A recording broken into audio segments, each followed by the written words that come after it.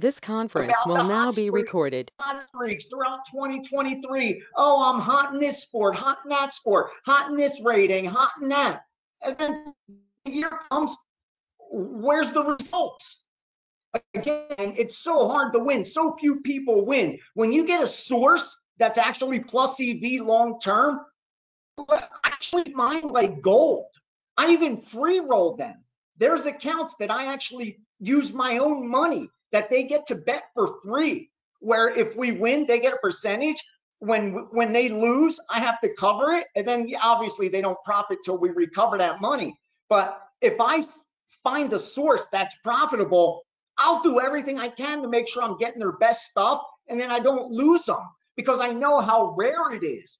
And we've been able to do this now since 2015, 2013, really. And again, I'm not commending myself. It's the people I work with. It's the huge network that took me 30 fucking years to build. And there's not many people that are going to be able to take that road now anyway. Like, that door is closed. I came up on the hard streets of the Vegas Strip when runners were moving the market, when we were controlling the entire betting market from one small building on the Strip called the Stardust. They brought out the first betting line for the entire fucking planet, for every line. That's where I honed my skill set. And even when I graduated, I still didn't have risk management down. Meaning I knew how to find plus EV spots. I had a network that gave me winning information, and I managed to lose multiple bankrolls over and over again.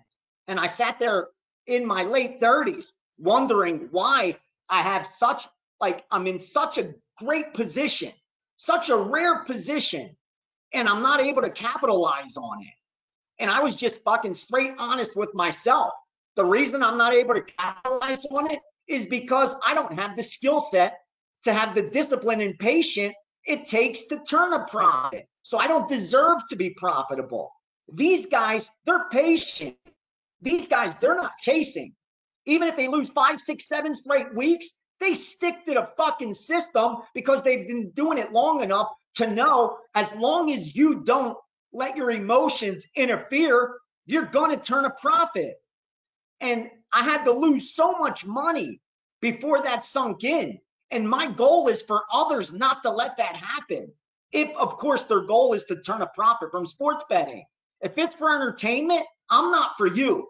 Like, there's great content out there of entertaining sports bettors. They don't, not necessarily profitable long term. But if you're doing it for entertainment, again, those are who you should be following. But if you're actually going to be risking your hard-earned money, you owe it to yourself to have a source that's proven plus EV. And like I said, me or not, whether my voice irritates you, my teeth irritate you, whatever it is you don't like about me, you can't argue the numbers. They don't lie. No one's turned more profit than I have in 2023, in 2020, in 2 of the last 3 years, in every sport. It's like, again, I don't want to make this an infomercial, but you need to understand the position we're in and why this room was created. And if you really want to profit long term, I am here to partner with you so that can happen.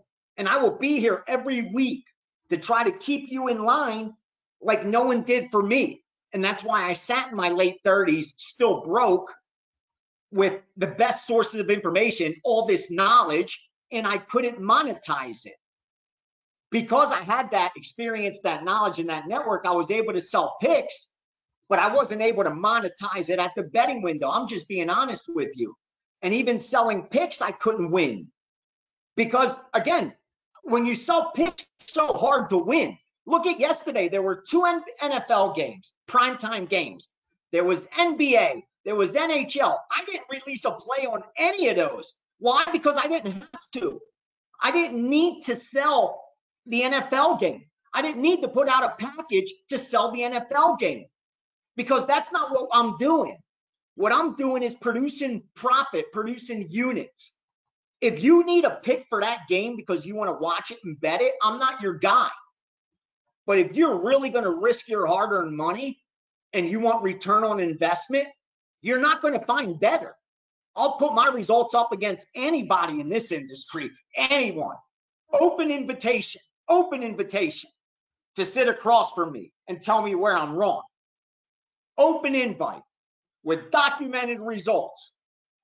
I could pull out my last 8 years, every single fucking day of what I did.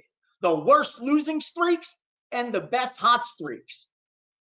You'll see that over those 8 years. And what you'll see when all the dust settles is why I was able to go from 100 to 500 to now betting 1,000 to 5,000. And if I wanted to up it, I'd probably be at 2,000 to 10,000 by now. But I stopped when I got the 1 to 5 because I don't need more to get down. Like, it's just going to create more headaches for me. I need more agents. I need more outs, more risk of getting burned. It's more stress. So instead, I found other ventures. I trade with Gareth Soloway. I buy art off Masterworks, in some pools with real estate. Because unfortunately, in the sports betting market, once you get really good at it, they make it hard for you to win. Before we go, I just got to share this with you. This is a actual text me and my boy from last night. One of my closest, I want to call him a friend. We work together, but we've become close friends over this time. Here's what he texts me. I have an account right now that I'm purposely spilling money from to try to raise my chances of getting paid. Ridiculous, LOL. I reply, I've done that too. And how many times have I hoped to lose on a Sunday so that my figure isn't as big and I actually get paid the following week? That sounds so insane when I say it out loud. And he texts back, imagine trying to explain that to somebody that's not in this space. That's the shit you put up with when you win. There's not many winners out there. I'm telling you the truth. There's not many winners. This guy's one of them that I'm talking to. And he's what he's saying. He's losing back trying to lose back purposely so that he gets paid. Okay? Those are the problems I want you to have. Those are the problems you'll never have if you're buying and betting picks. That's not what we're doing. So everyone's here. It's a little after 11 a.m. Real quickly, before we go over results, let's talk about what's in the chambers. And we've already fired on. Let's get that going. And we're going to have to dive right in. It's the final week. There's a lot of irregularities that we have to deal with. So bear with me as I pull up what we've bet so far. And then we'll do our calisthenics and get right to it. We only have one NFL game so far, and that's 463 Rams. 463 Rams plus the 3.5. And that's a 4% play. We now could get 4 at minus 105, so I didn't place a great bet. I hope isn't a good word to use. It's not a hedge. As a sports bettor or a gambler, you don't want to be saying the word hope. But I do hope that the 3.5 was good enough, but I keep it real. If I could get 4 minus 05 this morning and I bet it at 3.5 and it's a 4% play, I didn't do my job very well. Just tell it like it is. On that bet, I did not get the best of it, that's for sure. We'll see how it turns out, but that didn't happen. We also have a 4% play on the FCS championship, Montana, South Dakota State. Luckily, DraftKings and others had Square Shops had 49.5 when others were still at 49. 49 was still good. I wouldn't go down to 48.5 though. And we got a 4% play. And then a college basketball I wanted to get in real quickly because I like that side already. Multiple groups came in on it. And more importantly, it's an early game, so I want to make sure we got down, and that's Michigan -3, minus 120 for 3%, and then 2% on Michigan on the money line. So it's a 5% play. Again, I'm not promoting. You don't see me tweeting 5% play. Anyway, but that's the risk we have out there. We have 5% of risk. Obviously, we don't bet 5% because we don't like to lose our money. We like to turn a profit on our money. So Let's go over it again, because it's never more important than when you're winning. Listen, when you're losing, you're paying attention to everything. When you're winning and it seems easy, that is really, though, when you're paying attention. That's when you should really be on top of it, because you make your biggest mistakes, at least I do, when I'm winning or when I'm losing. When I'm just grinding and chopping and slowly going up, I'm doing it all, everything right. But the times that I'm losing or the times that I'm winning a lot is when I get emotional. When I'm crushing, I start it starts to creep in. I know it's a lie, but the devil's on the shoulder telling me how easy this is, and why aren't I betting more to capitalize on it? Look at the great information you have. Look how much damage you're doing. Could you imagine if you just went up 5x on your bet? You wouldn't be up 30 units after the first week. You'd be up 150 units after the first week. And since you bet 1,000 a unit, Ace, you'd be up 150,000 7 days into the new year. What the fuck are you doing? That's what this side's telling me. My reasonable brain is telling me the probabilities were just as good, that we're down 30 units after the first 7 days than being up 30 units after the first 7 days, because the amount of bets I placed is not has no statistical significance. I could have flipped quarters, I could have thrown darts, and you won't know the difference. That's just the truth of it. Over 50, 100 bets. But over 1,000, 2,000 bets, I can no longer flip a coin or throw darts, because the truth's going to be shown. I can't lie to you anymore. After 1,000 or 2,000 bets, that's when the truth comes out. That's like when Warren Buffett says, when the tide comes in, we see who's swimming naked. For sports betting, we find out who's swimming naked after about 1,000 bets. Once you get to that 1,000 bet threshold, you find out whether you're profitable or not. So please, I know we're having a great year. I know we're started off hot, but I'm telling you now, if you want to turn a profit this year with me, you got to stick to what we're doing. Whether we're running hot or running cold, you need to go 0.25, 0.50, 0.75, 1%, and 1.25% of bankroll, and that's it. Never higher. I'll give you an example on a hypothetical $10,000 bankroll. We're betting 0.25, 0.50, 0.75, 1%, and 1.25 in relation to 1% rating, 2% rating, 3% rating, 4% rating, 5% rating that we use at Wager Talk. Okay? We don't bet 1, 2, 3, 4, 5%. We're not that square. Okay? So what we're doing is 0.25, 0.50, 0.75, 1%, 1.25. Simple. 10,000, $25, $50, $75, $100, $125. Once you have your bankroll, you already know what your unit size is. So if you have a $10,000 bankroll, your unit size is $25, 0.25.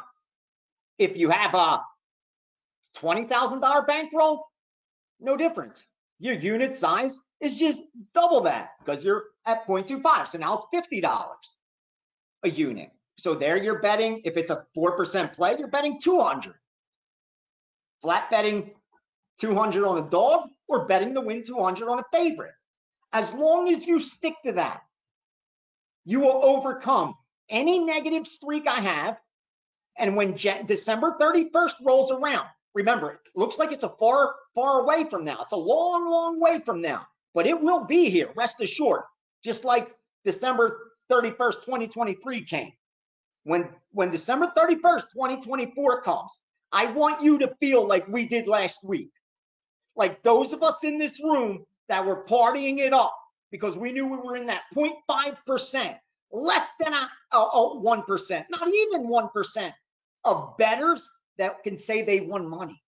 All the people, that's talking everyone you see on Twitter, on YouTube, on Instagram, on TikTok, all those sports bettors, everyone in the casinos that you see gambling on sports, and on the whole planet, not just here in Vegas, not in your city, in the whole planet.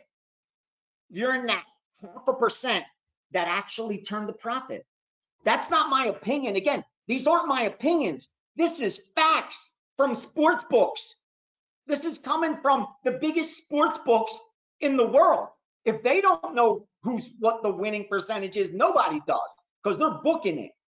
So please, please, please, let's stick to the line. Yes, yes, you're right. You're right. You're right. Forgive me. Forgive me. Forgive me. We got the Seattle on the Jets money line. Forgive me. Hold on. Thank God you guys said that. I would have ended up betting more on those. Hold on. Because for some reason, I don't see them up at the other spot. So let me just make sure they get them as well, just in case I forgot. There's so much going on. Sometimes maybe I didn't send them over there. But what's good is the lines, you know, are still there. Same numbers. Same numbers. All right. 2 seconds. Let me just make sure to Seattle they could still get that number, or else I'll give them instructions to, all right, 2.5, 220 minus still there. Perfect, that DK. Okay. Just make it minus 20. Thank you. Thank you for the heads up. You know, I have that. I see now that I bet those, and I had written on it like 4%, but I wasn't sure if I gave them out yet. Because I was watching the Jets line go against the other way, so I wasn't sure if I was sitting back waiting for a better number. Okay. Thank you. Thank you. All right. Now,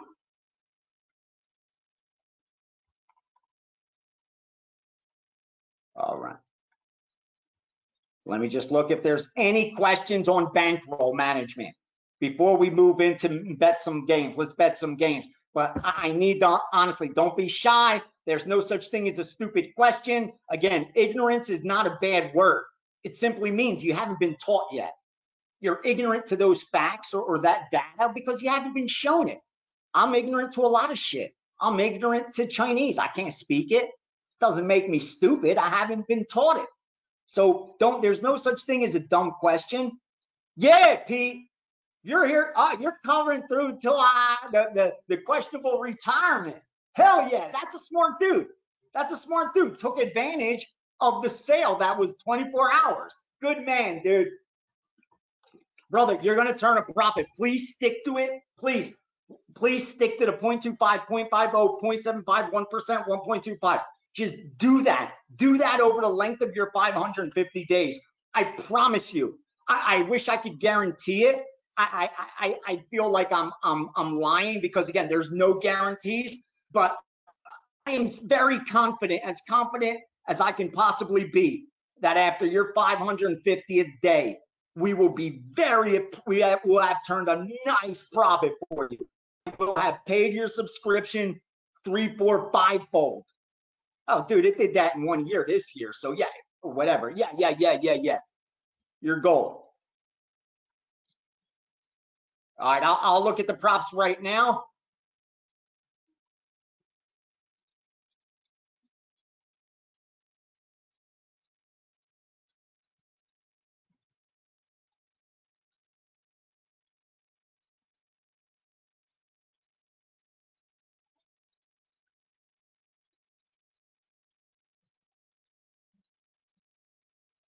No, okay, real quickly, Zor, no. I wouldn't have done that. I would have just left my bet on the Rams plus 3.5. Definitely. Again, it's a good learning experience. A gentleman asked that he had Rams plus 3.5, and what he did is he wanted the 4.5. So to cancel that bet, he took San Francisco at -3. He bought down the 0.5 point, down to minus 136 to get that 0.5 point to -3. Hold on 1 sec.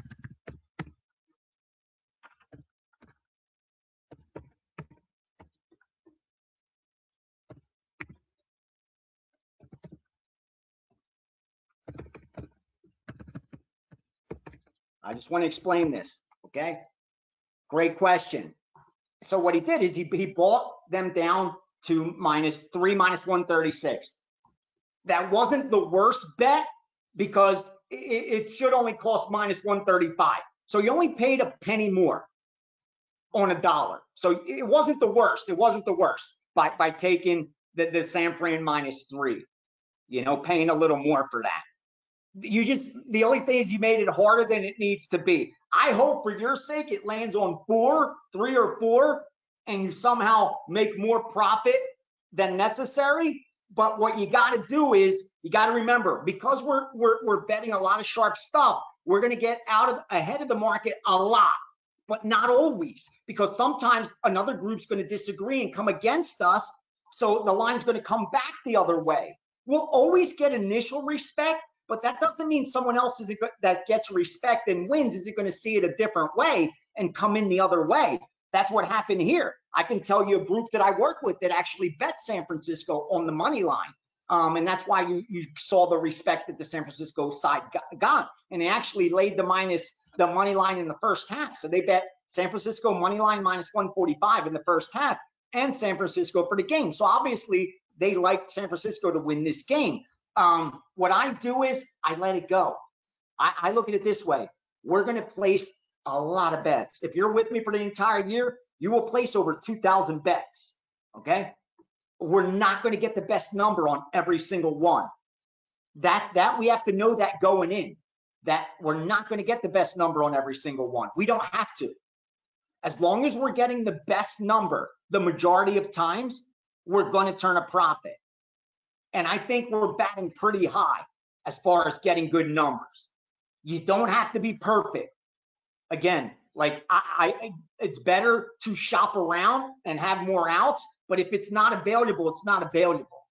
And sometimes it's better to just pass than even buy it down. I know we get excited and we're living for the moment, but try to take a step back and think with your reasonable brain. This bet isn't going to make or break my year. After 2,000 bets, this bet is not going to be the difference maker. It's a 3% play. It's not even 1% of my bankroll. Like, you could just let that stuff go. That's what I do, because it happens to me all the time.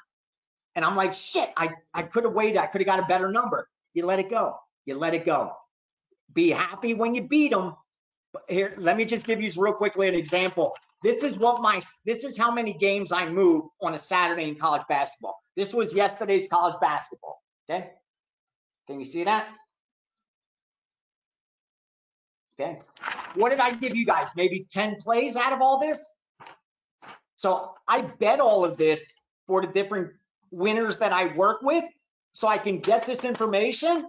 And then what I become great at, narrowing this 100 picks down to the 10 with the highest probability to cash and are still plus EV. Because again, lines move, especially when these guys bet. So I'm telling you, a lot of work goes into the premiums I release. If I haven't put the work in, if I'm not confident at that moment, I'm not releasing it or betting it. So at that moment, rest assured, the best bet to make was the Ram side at +4, 3.5, whatever it was. Things change as the days go on, week goes on. That's going to happen when you bet to win like we do, to get out ahead of the market. That's going to happen. We're going to bet a future in preseason that someone's going to get hurt. That's going to happen. When you're trying to get out ahead of the market, you will be wrong sometimes. That's okay. That's okay. We'll be more times than wrong. So I hope for our boy, let's cheer him in. Let's hope that San Francisco wins this game by and he cashes everything. Okay, someone's saying they have Bills division future, Arizona under season win totals, and some others. I look at it, listen, I hedge if the money's significant and it's going to affect me emotionally, or I like the other side. Meaning I'm holding this ticket that I bet in September, but today I like that other team. Like I had Arizona over, but I think they're going to get crushed by 40 points today. And then I'd hedge it. That's how I approach it. Otherwise, you could always play it safe and always hedge, or never hedge. I feel I'm good enough that I could decide when to hedge, and those decisions come down to whether I think the other side's now plus EV, or like I said, if the money's real significant. If I have a 10-team parlay for $100 and I'm going to get paid 72,000 or nothing, yeah, I may lock in 30 dimes. That's a lot of money to me. It may not be a lot of money to a billionaire, but 30 dimes to me on a $100 parlay ticket, I get it. I have 100,000 worth of equity in it. Great. I'd love to win 100,000, but fuck that. I'm locking in 30,000. I live in the real world. I don't live in the long term. You know, again, we got to play for the long term, but I don't play in that numbers world that may not even exist as far as we know. Okay. So that's how I would definitely do it. And when you hedge, the one rule I have, no regrets. No regrets. At that moment, you made a decision based on the info you had. So if you're the kind of person that's going to look back and beat yourself up over it, then you have to have a steadfast rule that never changes. If you're going to be like, damn, I should have done this, or I should have done it that way, like, you got to be confident in your maneuvers. That's why I tell you, I bet from a position of strength. I think 9 out of 10 times I'm betting from a position of strength. Maybe 8 out of 10 times. I like to think it's 9 out of 10. I don't want to bet from a position of weakness. And from a position of strength, you know exactly what you're going to do when the time comes. And that's why I say you either have a steadfast rule, or like I do, I do it on a case-by-case basis. If I think the other side's the plus CV side, then I'm going to hedge my bet. Otherwise, I'm going to hold. If it's not life-changing money or emotional money that's going to make me fuck up my next week and make me chase or do something stupid, because I'm going to keep thinking, damn, I would have had 10 grand, I would have had 10 grand, I would have had 10 grand. Now I only have my $500 bankroll. Like, that's going to fuck you up, and you're going to end up losing the $500 bank on top of it. I've been there. Trust me. I've lost more money than, I think if we combine you guys all together, I would bet me -1, at least -130, that I lost more money. Sad to say, but it took a long time. No. I haven't looked at any real future holders. I mean, we did it for UFC on the Line, and I'm doing a show. We're actually taping 2 episodes this coming Thursday for the upcoming UFC cards. And DraftKings sponsors one of the shows, and for the pay-per-views, and they have those prop odds for us. And we usually have to give a pick on them. I don't bet them personally. I do give my opinion. I usually lean on the title holder, especially if the title holder's plus money, because again, we know historically it's hard to beat the champ. They don't fight too many times. If there's injuries, they're going to be holding that title if they don't fight. Like, so for me, I usually go that route, or instead of taking like a huge flyer on 40-1, 30-1, because you got to factor in how many times are they going to fight this year. They got to win, and are they going to get a title shot? Like, a lot of things got to line up, and with fighting, it's a little difficult. All right, so I think we are ready. You guys, tell me right now, do you want the college basketball that I've already moved? This is what I'm going to be, as soon as we get off. That's why I'm hoping we get off right at kickoff, so I could dig into these real quickly and see if we have any more college basketball value to get on. But if you guys do your own college basketball work and handicap your own, I'll give you what I've already bet. So if someone says yes, share, I'll read it off. If not, we'll just keep going into the NFL. Let me look right now. Okay, yes, share. There we go. Okay, here's what I moved so far. Ready? College basketball. 840, East Carolina -2.5, and -3, and -4. So something's up with East Carolina, because we bet them from -2.5 to the final group that took them at -4. So they took a much worse number. Usually you don't see betting syndicates do that. You'll see someone take the second number, maybe the third number, but this looks like the 4th or 5th number, unless it just moved so quickly. If it was an overnight, I don't know. That's just a lot. That's rare. That's rare. Okay. 850, Memphis -6.5. 835, Mount St. Mary's +12. 825, UMass +8.5. 837, over 148, Manhattan. 839, over 141.5, Tulsa. I gave you the Michigan the Michigan minus 3.5. Michigan minus 3.5. I bought it down to 3 because it's worth minus 122. We only paid minus 120. That's plus CV discount. I'm always going to do that for you guys when I know we're getting the best of it. 844 UAB minus 2. 841 over 156.5 Northern Iowa. 850 Memphis minus 5.5. So see, this group took Memphis minus 5.5. The other one took them at 6.5. Obviously, we're seeing that the one group's getting down earlier. You see, that's how I have my different groups. That's how I rate them. See, these guys, the same guys that got down Memphis minus 5.5, also got down East Carolina minus 2.5. So obviously, they're higher on the food chain than this group that's giving it to me a little later. Now, if they were giving me the exact same stuff and only the exact same stuff, I'd cut these guys off. I'm getting it before you. I don't need your, but because they're sending, other stuff and only, maybe 20% of it matches up, I keep them around. 823 over 147.5 Temple, 828 under 142.5 Iona, 849 over 147.5 Memphis, 826 under 150 UMass. That's all the college basketball for so far. That's what I will be breaking into as soon as we get off to see if we're going to bet any of those. Let me see, props. Nothing there.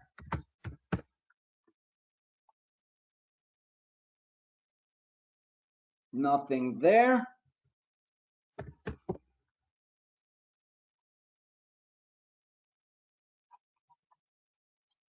Nothing there. The last bet they placed was Kansas City. Chiefs. Plus 3.5. Let me see these guys. Okay. Juventus soccer. If you guys want to get down, it's chalky though. It's minus 227, so it's probably minus like 250 right now. They bet Juventus. It's game 201, 273. Let's get the glasses on because we are about to get to work. So game 201, 273. Juventus minus 227. Like I said, it's soccer. It's chalky, so I'm not going to bet it. Goes off in 30 minutes. So it's up to you if you guys want to piggyback it for a little bit of action. These guys bet it as their normal unit, nothing crazy. All right. One more peek.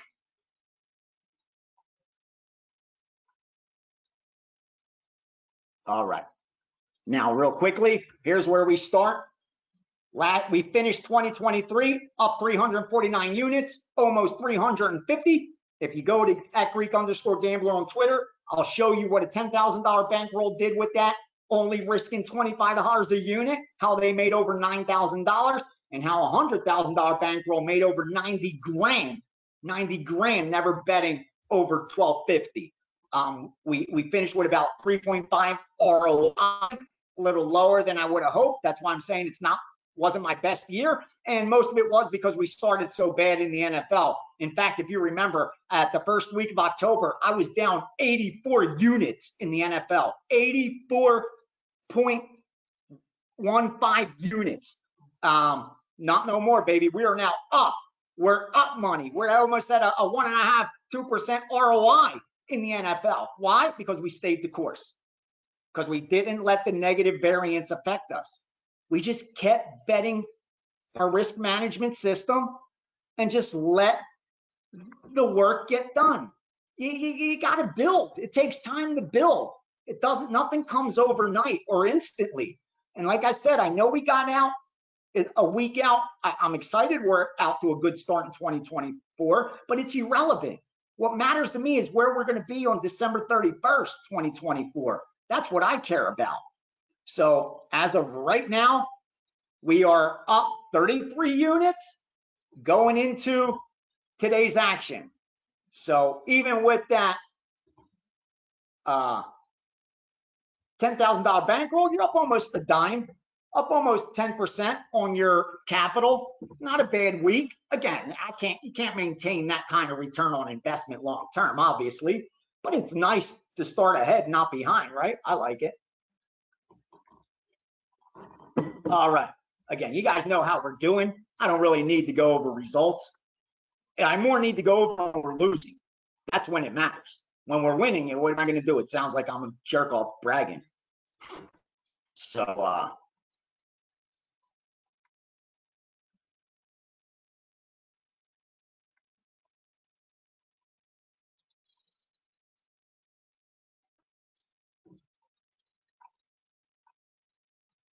all right.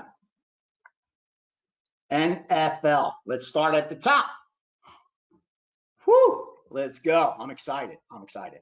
There's a lot of, I'm going to tell you now, there's a lot of contradictory information. Lines move, groups disagree. Last week, injuries, players sitting. So I'm going to be very selective. I'll share all the information. You guys can bet. You're grown men and women. You could manage your own money, but I'm just telling you, I'm being very cautious. Like yesterday, I like the Houston side. I gave out Houston on every show I did, but I didn't bet them. I didn't bet them because I think I felt like I would have been betting my opinion, and it wasn't really a great bet. They got the job done, and obviously I was a little pissed, but I let that shit go because I know what matters most is that I stick to my very strict rules. Stay the course. Don't alternate. Don't get cocky. Don't get cocky. That's key. All right, let's start off. Dallas, Washington. Okay, we're good. We got an hour before we get to where we got to see if we got any teasers. So we're good. Let's go. Dallas, Washington. Dallas, Washington. All right. Dallas, about a 2-touchdown favorite, 13, and the total's 47. The look ahead was 14.5. Then they opened her up at 13. So it's pretty much stayed steady. It's the total that's seen the most action. 50 got bet down to 44.5 before it started getting bet back up. Sharp group I work with bet over 44, Dallas, Washington. They bet over 44 in Dallas, Washington. I have all the info here, so you got to give me a second. I got to put it all together. And then I have other group that came in, I swear to you, under 48.5 on Dallas, Washington. So that's the life of a trader. That's the life of a mover. I don't mean a trader, a mover. And I have to deal with that. I have to deal with that. That's not your problem. I have to come up with what's gold and actually what's premium. What's our premium card? So I have to put the puzzle together. Don't worry about it. But you kind of help me because you allow me to talk through on this chat. And you allow me to talk through my thoughts. Okay? So let me gather who else. Did anyone else bet this side? Did anyone else bet this game?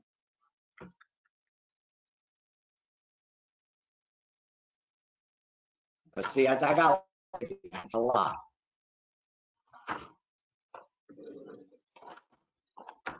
Okay, no. All right, let's look at the matchup. All right, obviously we know the situation. Dallas is clinched. Washington's eliminated. They played earlier in the year. Dallas destroyed them in Dallas by 35 points. I think was that new Thanksgiving Day, right? Thanksgiving Day. They were 13.5-point favorites at home. Now they're 13.5-point favorites on the road. Obviously, you would think it's an overreaction and Washington offers some value because wasn't Thanksgiving just about 6 weeks ago, 7-8 weeks ago? It's a pretty big adjustment when you factor in some home field advantage. And I get it. Washington don't have a good home field advantage. They're 1-6. They actually did better on the road. But what matters to me most is Dallas isn't too good away from home either.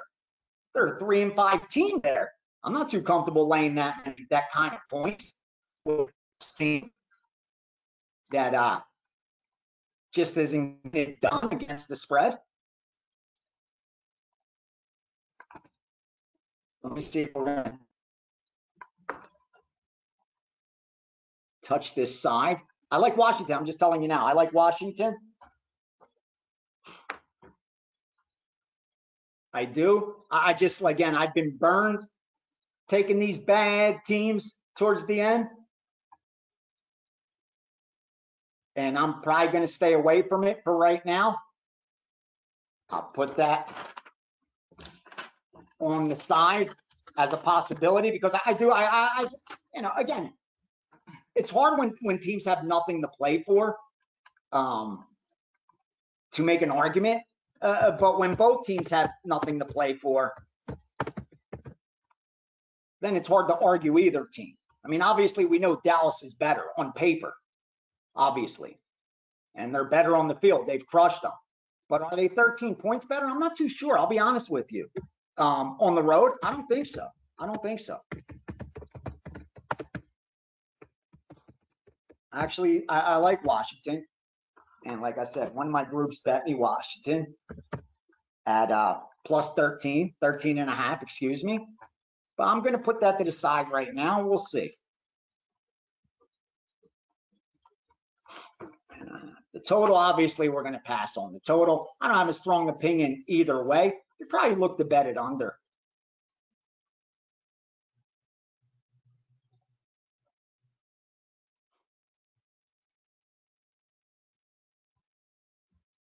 All right, next game up. Rams, San Francisco. Here we do have some action. All right. And like I said, we already know there is some sharp money against me, especially in the first half on San Francisco money line. San Francisco money line's where they went against me mostly on in the first half. All right. We got a low total here from 44 down to 40.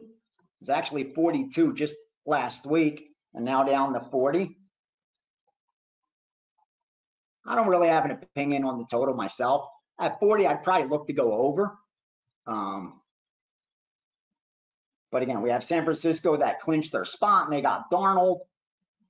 Rams have clinched the wild card. And both of them with momentum.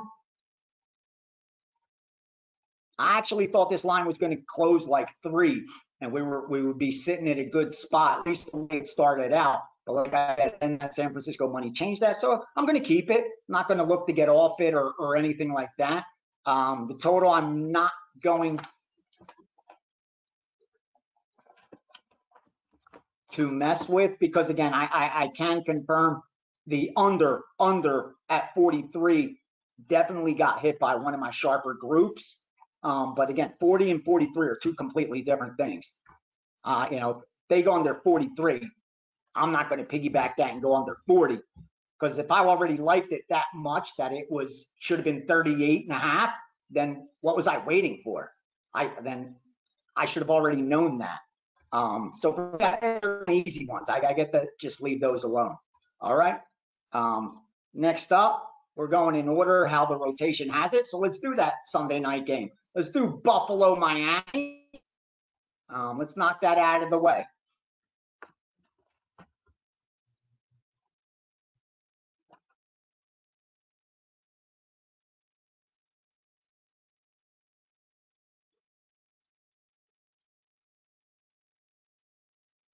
All right.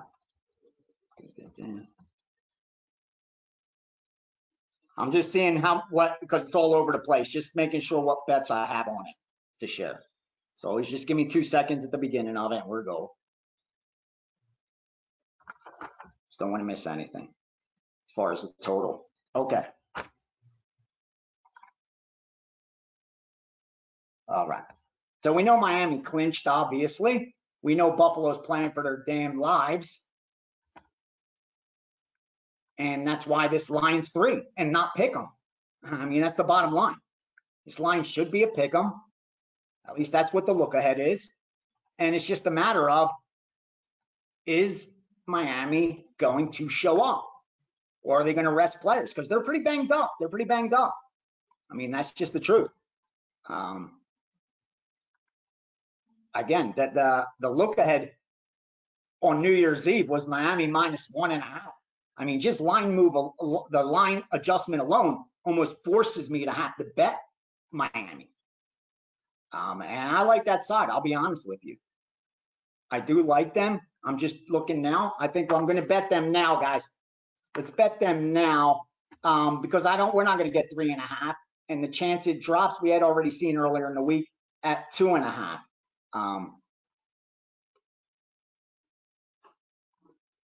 I lean over. I like over as well in that game. Yeah. That's not usually the case when they went over in last year's playoff game. They scored, what, 65 points? Then they scored 68 the first game this year. Usually I'm thinking that's such a huge overreaction. Like, there's going to be some value. Excuse me. That's just such a huge extreme. Not that there's going to be an overreaction due to that. And I usually look to go under when that's the case. But just the metrics with these two teams just makes it look so difficult to me. Like, I would just be feeling like I'm fading the public. That would be the reason I'm betting it, you know, more than anything. I like when there's an extreme and then my work, my handicap also supports that side. Here it just doesn't. It just doesn't. But the Miami side is. So let's go ahead and bet that. I'm going to put a 4% play on Miami at +3. Let's go Miami. There's 3 -110s everywhere. Perfect, perfect, perfect.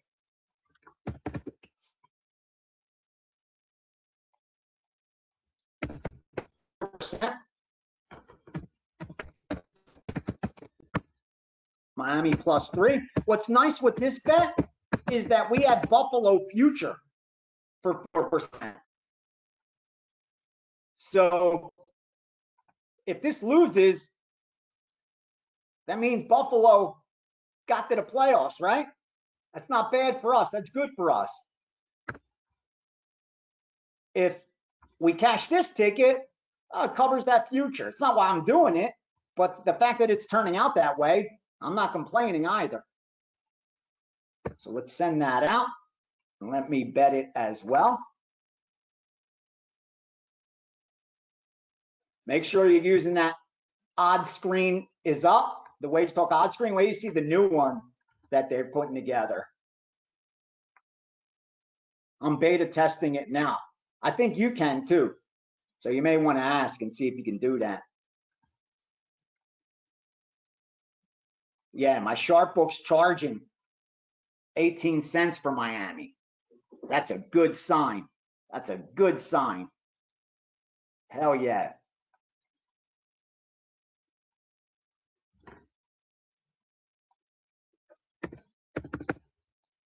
I like it. I like it.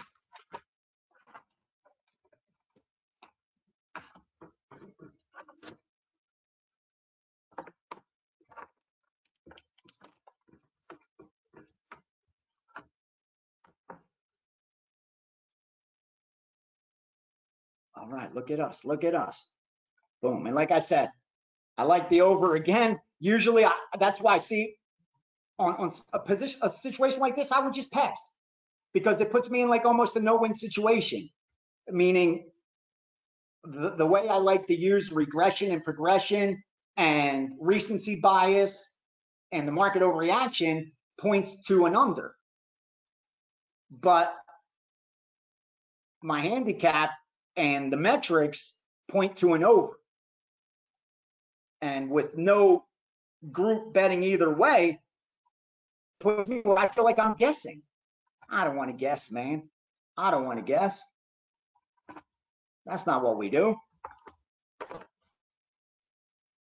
So just going to go Miami for right now there. And let's move on to the next one. Atlanta, New Orleans. All right, Atlanta, New Orleans. Another, we got a couple futures, right? We got a few futures.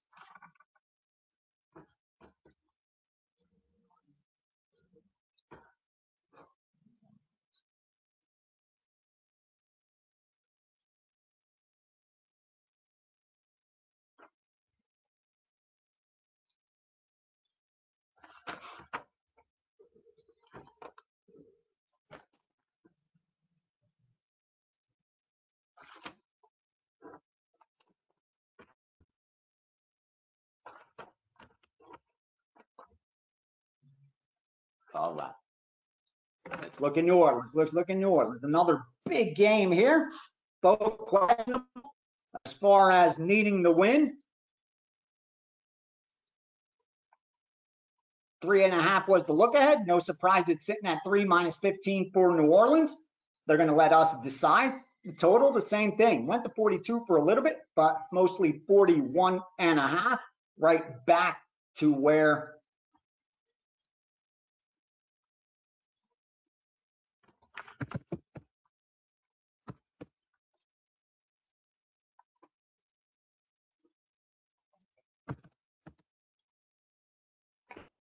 it opened at. All right.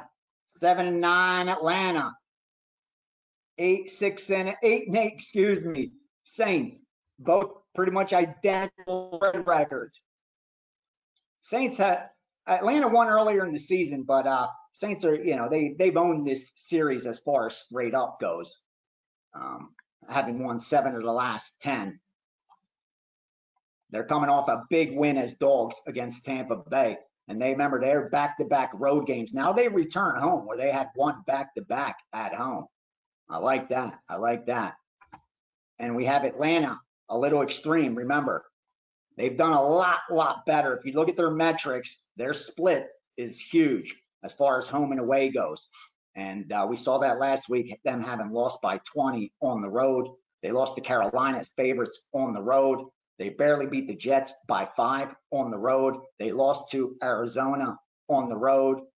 They lost to Tennessee on the road. This team just doesn't do well on the road. And here they are on the road. So obviously I want to look to bet the Saints. It looks almost like a square play.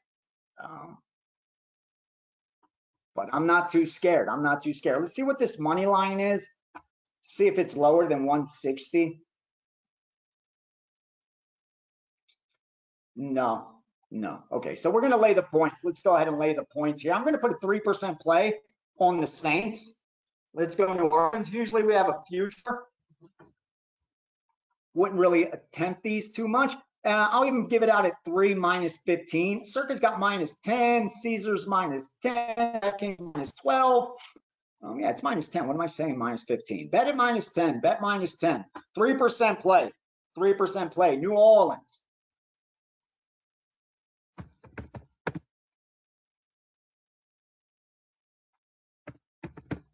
New Orleans Saints. 3%.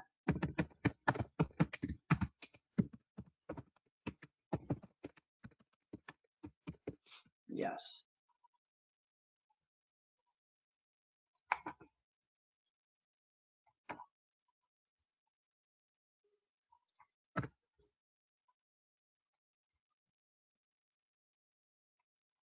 All right, we got our 5th pick. Damn, we got 4% plays.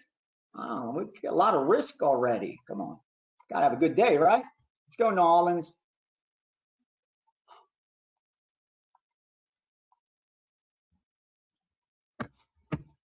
Do your thing, New Orleans.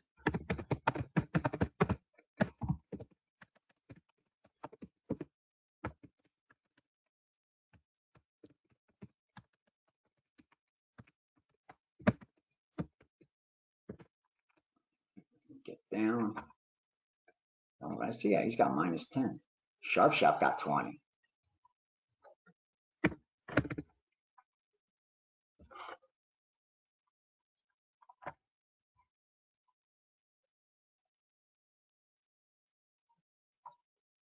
Come on, give me the Saints. Oh,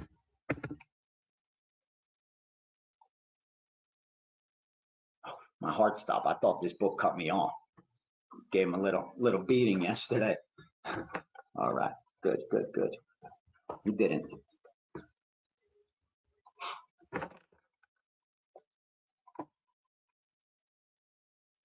As far as the total, let's look at the total real quickly. Obviously, I think it'll be shaded towards an under. The first game went under. The last two between the two went under. They're coming off an under. Let's see.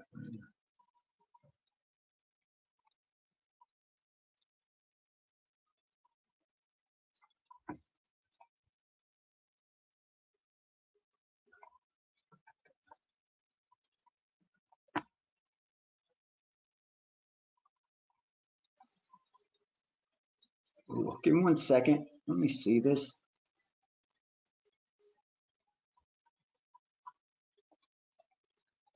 BMC's got them over in New Orleans.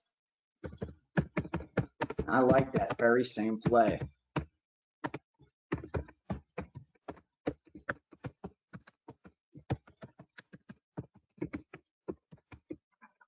Let's put that to the side for right now. Let's put that to the side. Over, excuse me, hello. Over Saints Falcons, over Saints Falcons. Game 4, 5, 7.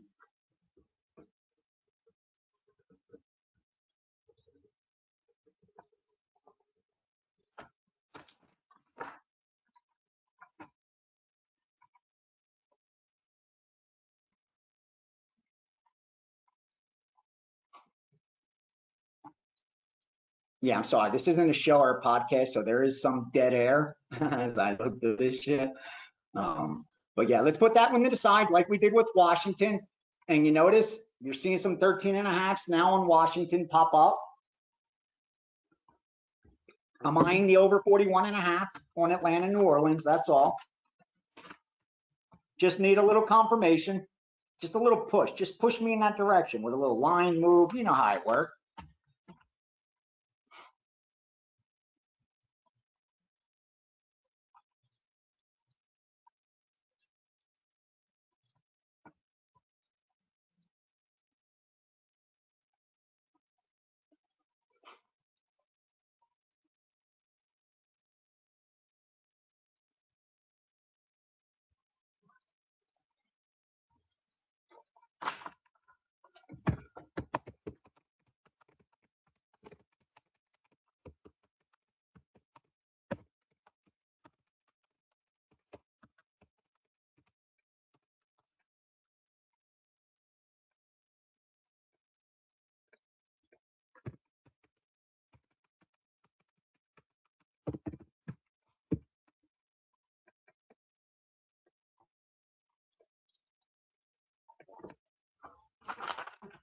All right.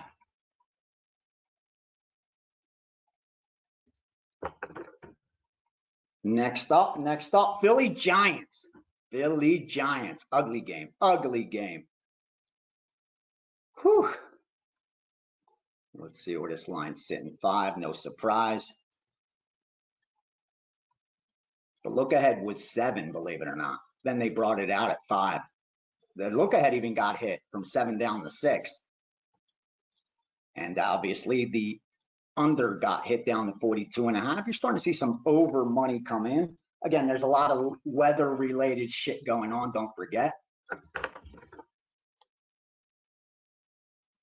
We forget on the West Coast, they usually deal with some bad weather sometimes over there.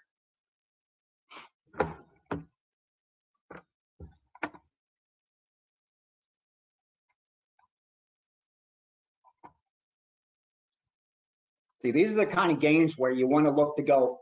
The most points are going to be scored first half. That's why I was looking at the first half over. Last week of the season, there's some things you stick to, like some unders you look for, basically game unders. You look for some first half overs. You look for must wins to be overvalued, obviously.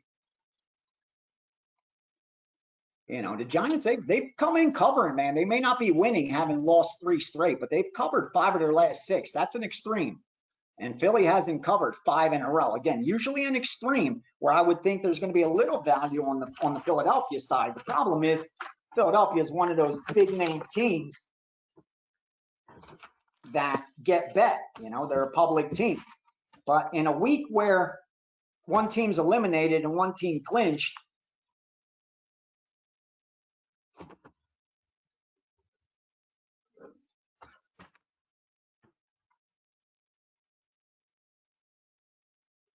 yeah, they're both coming off points games where they put up a lot of points. Let me see.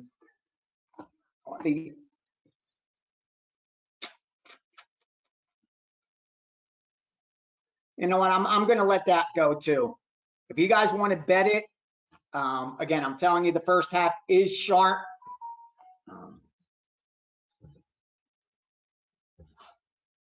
The first half, it is sharp. It definitely is sharp.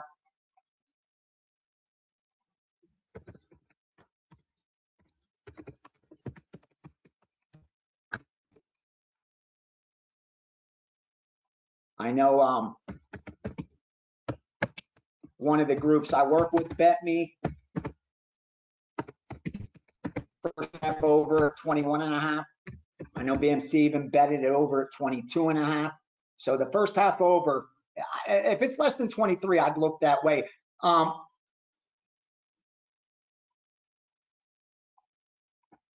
Yeah, anything less than 23, I would look that way. I'm going to put that to the side, another one to the side for me.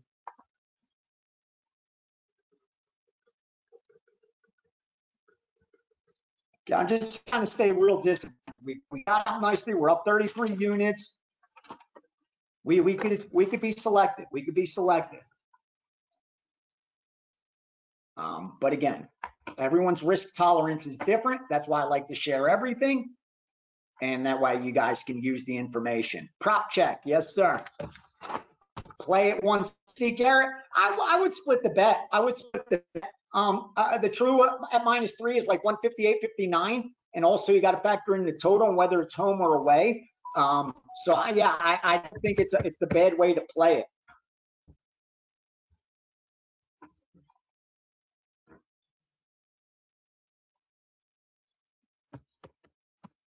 Hold on 1 sec. I'm going to share something with you guys in a second. Only because he won't mind. I'm just checking real quick for the props. Yes, we do. We have shortest touchdown prop. Shortest touchdown prop. Jets, New England.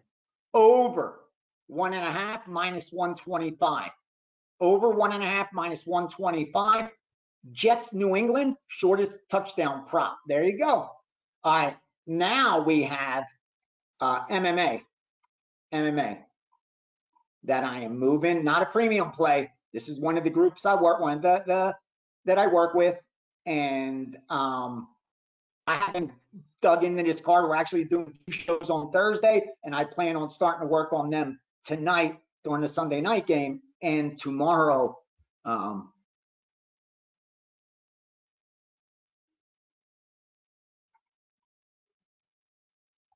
We are taking Fareed Basharat next Saturday. Fareed Basharat next Saturday. Minus 230, 235. It's chalky. I got to lay 250 with this guy. He just wants me to do it off screen. That's the only rule I have, not to go on screen.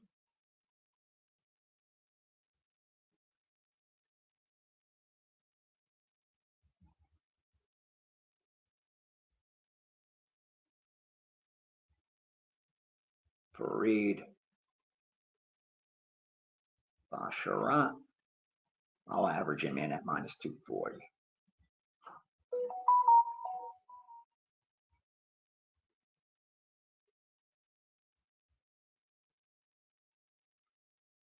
Hopefully, if I break that down and like the same side, it isn't minus 300. If it is, I'll probably have to pass, but that's why we're going off screen.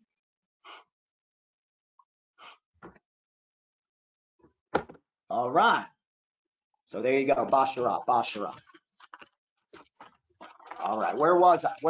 We just got off the Philly Giants. I know that because I wrote first half over.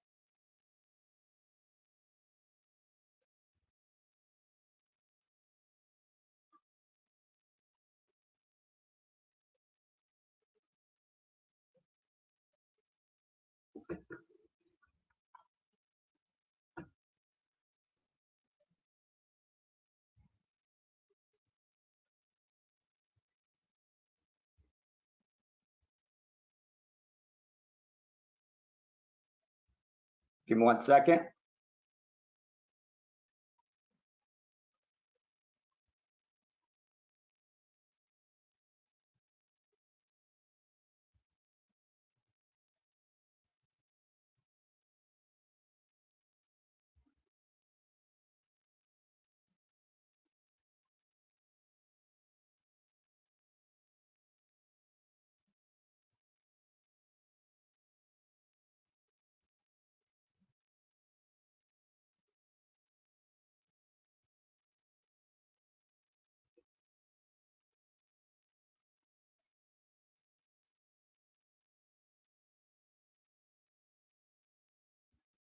Sorry, I got to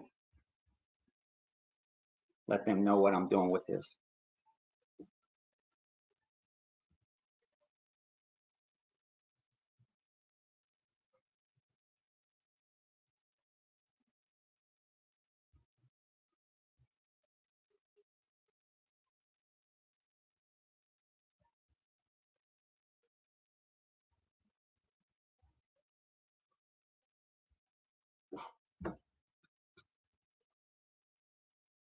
All right, all right. Sorry, I have to let them know how much I moved and what's on screen, what's off screen, because I went no on screen. And sometimes if you're not going on screen, you can't get as much down. All right. Back to business. Yeah, good man, Garrett. Garrett Farida at minus 175. Great bet, great bet. If my guy's willing to take him at 240, trust me, you're getting the best of it, my man. Good for you. Great bet, great bet. Listen, don't be surprised if I upgrade that Miami bet tonight. It may feel a little dangerous. Us with our future, just a little insurance for those of us that have it. Cleveland, Cincy, let's go. On to the next one. You could tell I'm feeling it. This season, I get from the beginning of the year, like you saw. I'm not saying after the divorce though, things got really good for us betting wise. That's all I'm doing now, just working. You have Ace working for you nonstop. Because now that's all I'm doing. I'm on a mission to make as much money as I can. So you get a benefit from that, if that makes sense. All right, Cleveland, Cincy. Cleveland, Cincy. Let's go.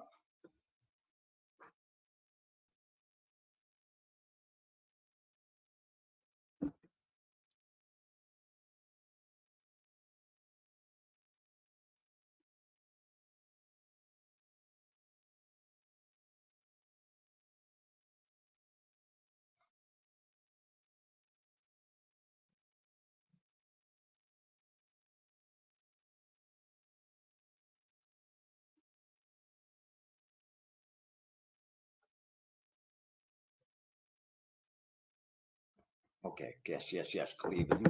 Let's look at this Cleveland.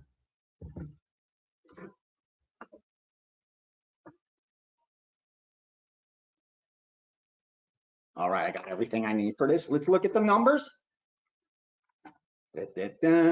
Cincinnati, 7-point favorite, eliminated. Cleveland's locked into that 5th seed. I'm almost positive.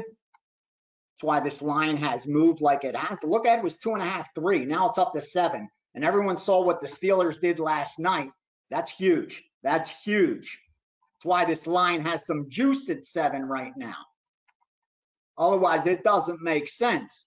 Because you have a team like Cleveland coming in off some nice extremes. 4 straight winners against the spread, against a team off a couple losses in a row. But that was on the road. Now they return home, where they had won back-to-back games and covered. And we know earlier in the season, Cleveland crushed them by 3 touchdowns in that game.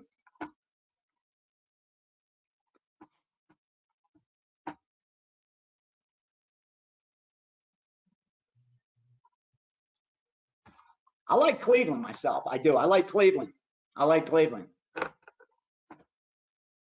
I think with Cincinnati, it's different than the Pittsburgh situation. I mean, this is a team that's eliminated. And it's not like they have something to play for.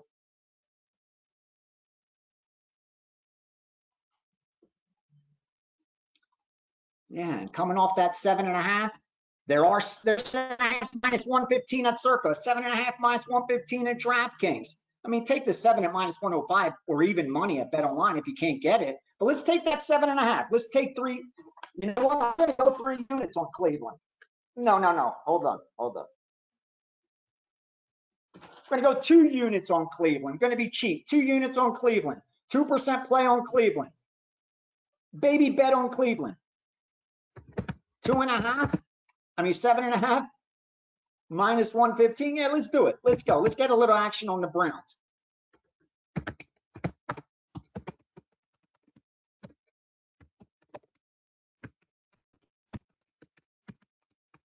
It's a small 2% play.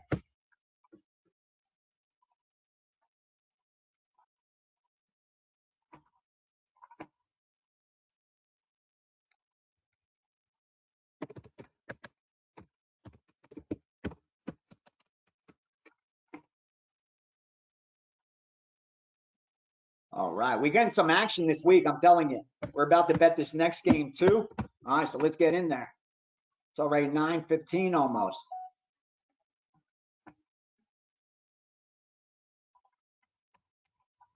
Let me send this Cleveland real quick. Yeah, 2%. Small, but still exposure. Still, that's how it adds up. That's how it all adds up. Little by little.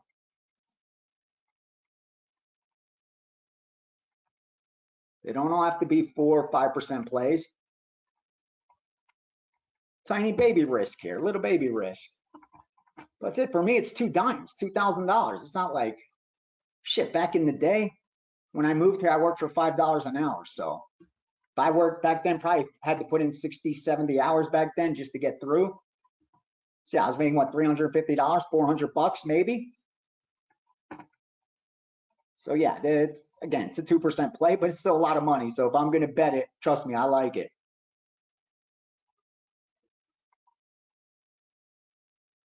I like that my sharp shop has 7 with a discount. All right. Lay up the minus 120 to get the 7 and a hook.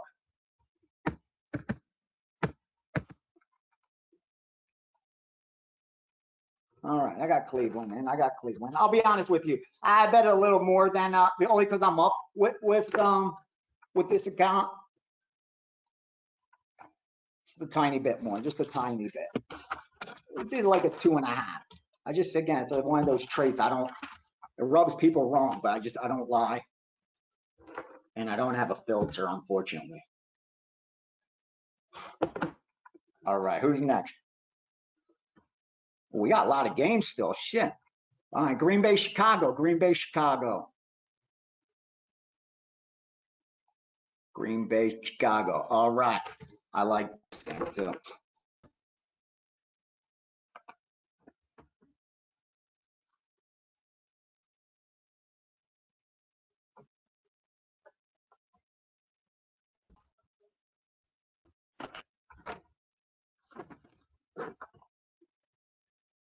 All right. Look at the line. Let's look at the line.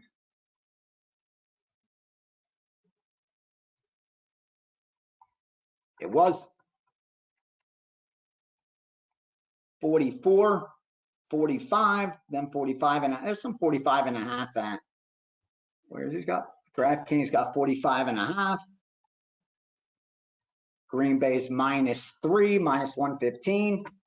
South Point's got 3 minus 10. They don't add juice. That's why.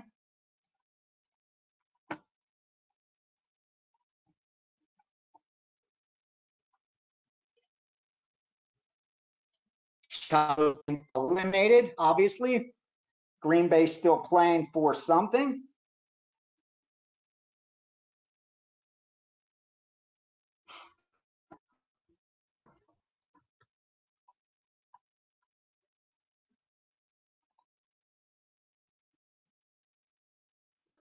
I like the Bears. I like the Bears in over. I'll tell you.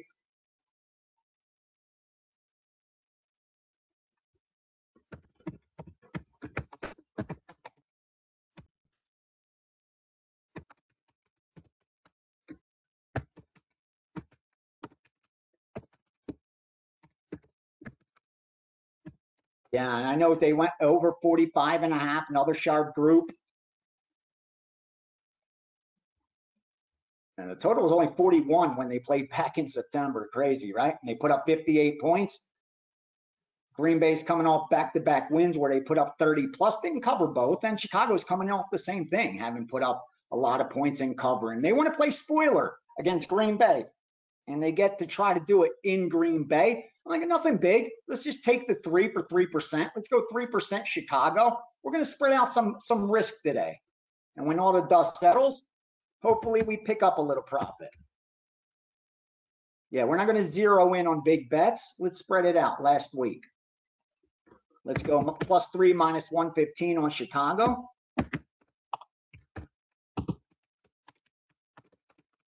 %3 play. We got action. We got action.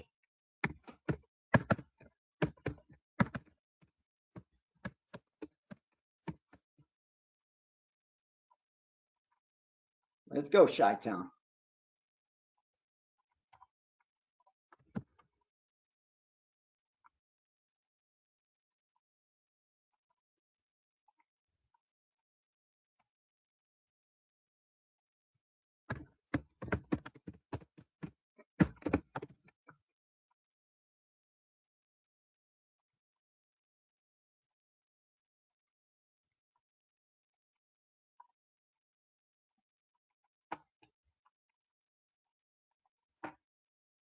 All right, let me just bet this real quickly. All right, 3 -18 at my sharpest shot.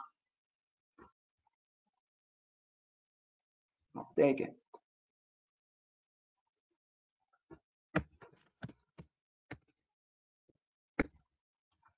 Okay. I need you to give me 1 second. I just got to grab something to drink. Oh, shit.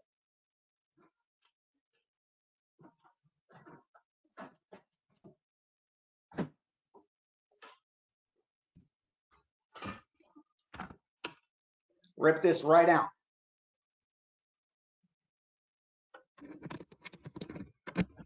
Sorry. I didn't have breakfast today. I don't have time for breakfast.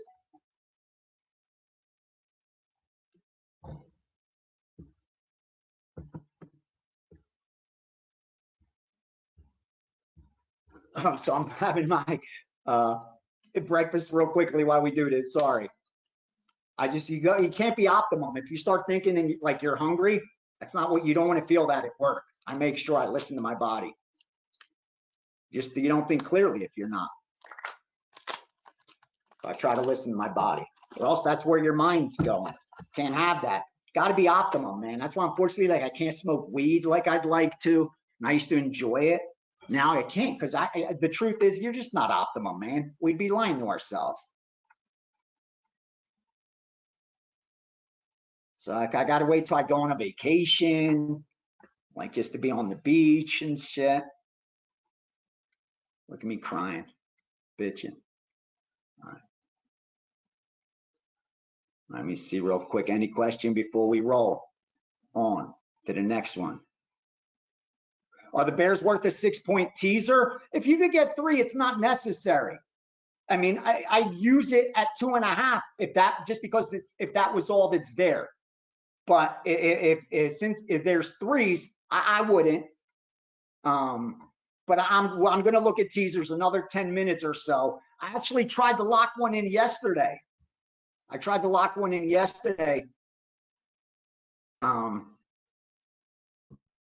But I lost, I think. Or did they win? Wait, I threw one in. Let me look at pending with the Colts. Oh, I see what happened. I went to put one in with the Colts because it was at 1.5, and I wanted to tie it in with the Jets. And when I did it, they said one of the games is off the board, so it had kicked off. That's what happened. Okay. All right, next game. We got a couple more. Let's go. A lot more. All right, Seattle, Arizona. We're going in order of where these are.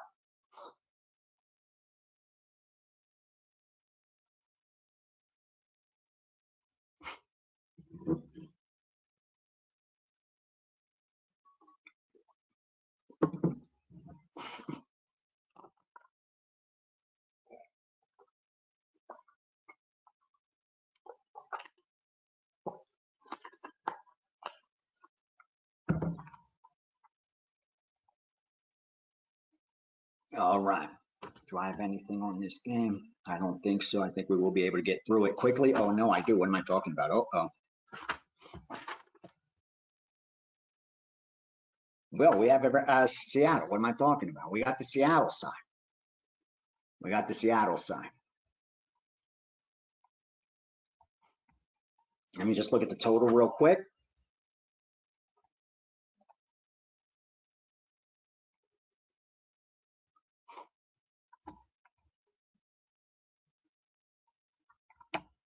I'm hearing rumblings about Arizona's theme. I'm telling you, now that team's been eliminated, but I'm telling you guys, just so you're aware, if I confirm it, I will come back and take the plus 3 with a little bit of juice to get, for probably 2% to get half that. Because we got -2.5, -120. I'd take plus 3 also if that happens.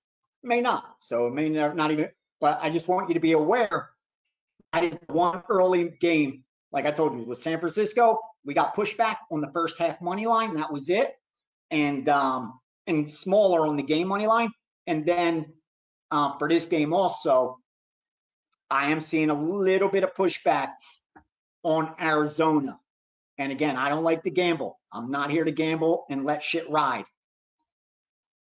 And especially with your money. I respect it even more than my own. If someone's going to trust my opinion and back their hard-earned money with it, trust me, I'm going to respect it even more than my own. That's why it's so important to me that you guys turn profit. And I put so much emphasis on risk management. I don't want you to waste your money or your time.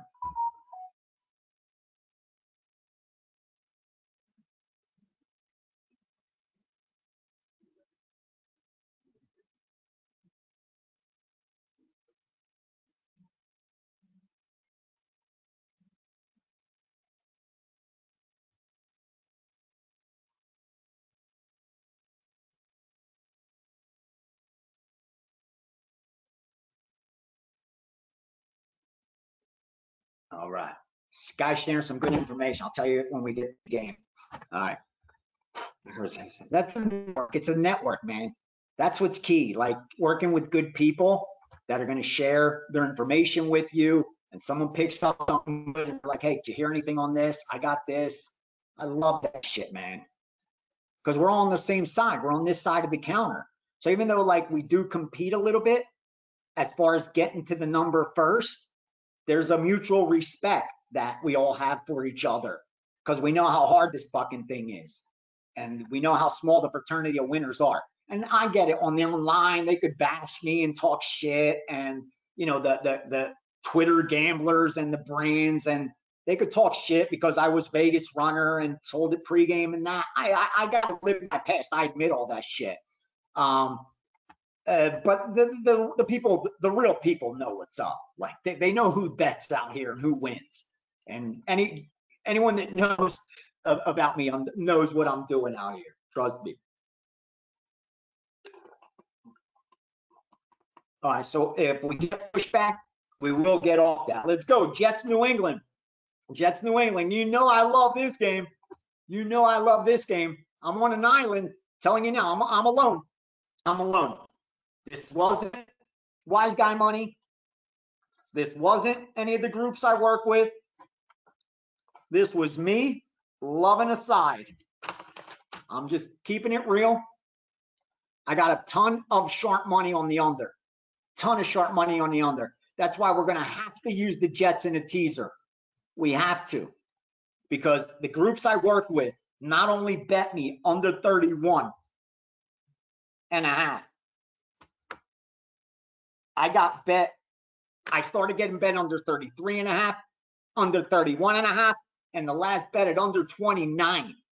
So the small fraternity that wins long term does not expect this one to get into the 30s. If you can get plus 8 points, we lost one game like that last week where we had an over. And I think it's because the other team didn't score. And I'm like, if I told you that team A is going to score 37 points and the over-under was 40, How much money would you put on the over? And yeah, it didn't go over. But that's what I did. If I told you that 30 points will not be scored, and you could get one team at +8, 8.5, how can you not bet that? It sounds so suckery. I almost feel like I don't want to bet it.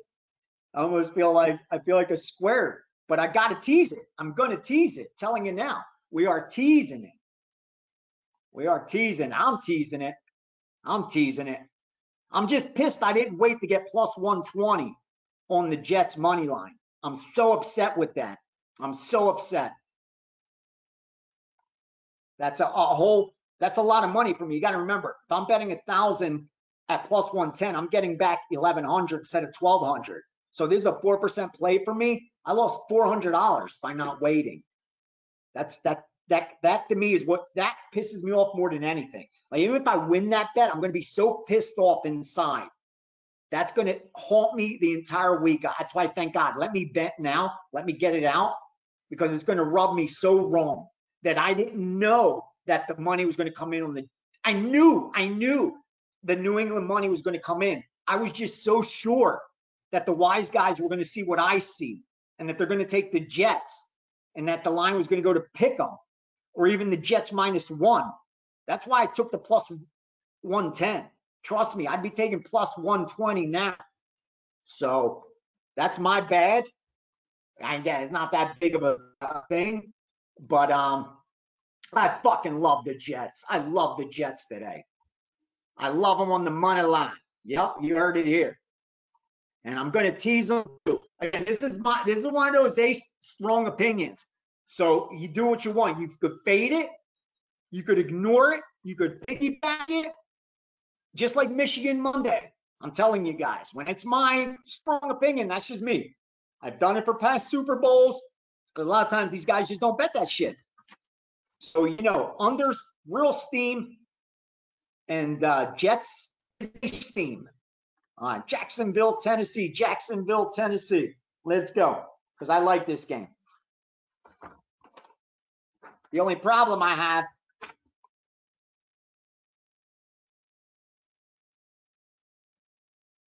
is contradictory information. That I can't have. That doesn't make Ace happy.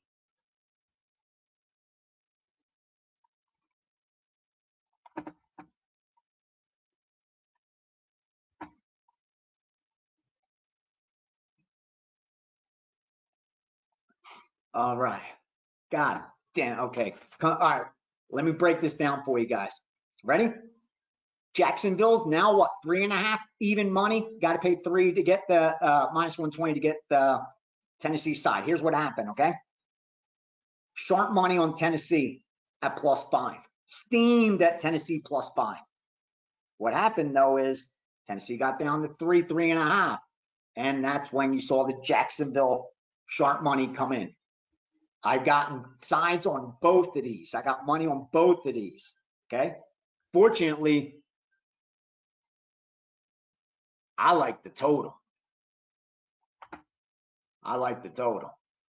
Okay. Because real quickly, when we look at the side, earlier in the season, you remember Jacksonville crushed them by 3 touchdowns, excuse me. And we have Tennessee coming in limping. They've lost 3 straight. They got outscored by 23 points last week. They've been eliminated. That's a sexy side for me. That's a sexy side. But I need Lawrence to be healthy. Then I'd be all over Tennessee. With him, the injury and the not going to play, is going to play, not going to play, is going to play, is what made this more difficult. And I think that's why you did see the difference of opinion, and you got some Levi's money in as whether he starts or not. I mean, I'm sure they're showing it right now on TV. Jacksonville's just so better on both sides of the ball. On offense, it's not even close. And even defensively, they're just the better team. I can understand the Tennessee money. Yeah, again, I'm talking first down passing success rate. And I had it for each team here. We just didn't go over it for each of the matchups. But yeah, and That's why I could understand the taking the 5 on Tennessee, and why I also could understand now the different money. And what the total having gone over in the first game, it's a slight adjustment. The first one was 40, now they're up to 41.5, and that's because you got some under teams. I mean, Jacksonville's gone under 3 straight, Tennessee's gone under 3 straight, and that's why we got a little bit of value, I think so, on the over. So I'm going to go ahead and I'm going to bet a 3% play. Circa's got 41. Hold on one second. Let me just check something real quick.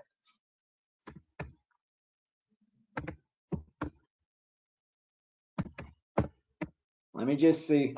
Give me 1 second.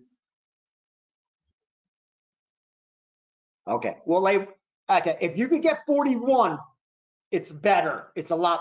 It's almost worth laying. Okay. Missed the start of Trevor Lawrence, missed his first start last week. It looks like he's going to play. He's jogging on the sidelines. Okay. That's why you saw money come in on Jacksonville. Honestly, I hope he plays. I like Tennessee. I hope he plays. I like Tennessee. But not at 3.5. Not at 3.5. Get me a 4 above 4.5, and I'm betting it. Get me 4.5, and I'm betting it. Not here where it sits right now. So let's get back to what we were talking about. And that's the over. Again, if you could get 41, because it's worth minus 119, not minus 120. Otherwise, I'd say lay the minus 120. But I'd be telling you to place a negative EV bet, and I just can't do that. It's not in my nature. I can't do it. I can't willingly do it.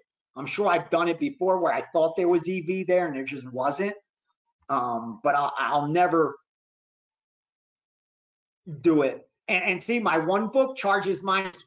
Just to see the sharpest book I have, I went to see what's buying a half a point from over 41.5 to over 41, and he charges to minus 22, not minus 120 or 21, because he knows it's close to 120 as you could get with minus 119. So I want to say buy the half a point. I really do. I want to so bad. But I can't do it because it's not worth 120. It's worth minus 119. So I'm going to go over 41.5 on Jacksonville.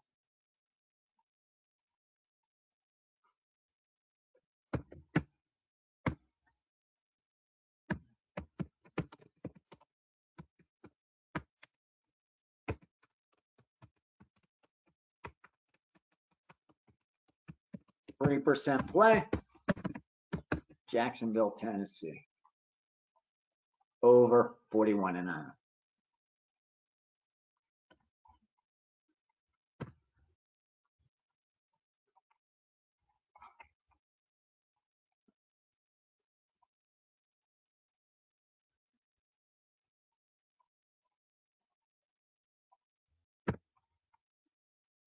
Is Jacksonville playing for anything?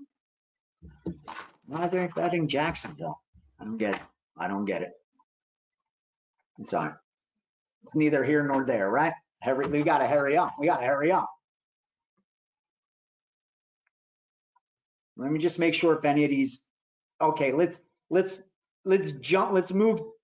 skip Denver, Vegas, and get back to it, and let's go to Minnesota, because the next two and the Tampa Carolina game is also early. So let's get those two out of the way first. So let's go to Minnesota, Detroit. Let's go Minnesota, Detroit, because I do have stuff here.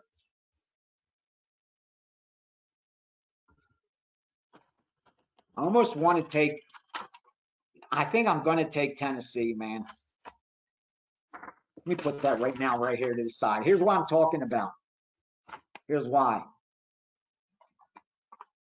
If the Trevor Lawrence jogging on the sidelines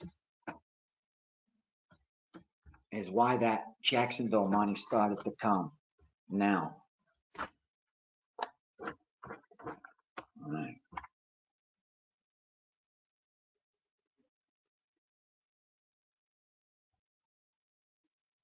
Detroit and Minnesota, anything else? Detroit and Minnesota.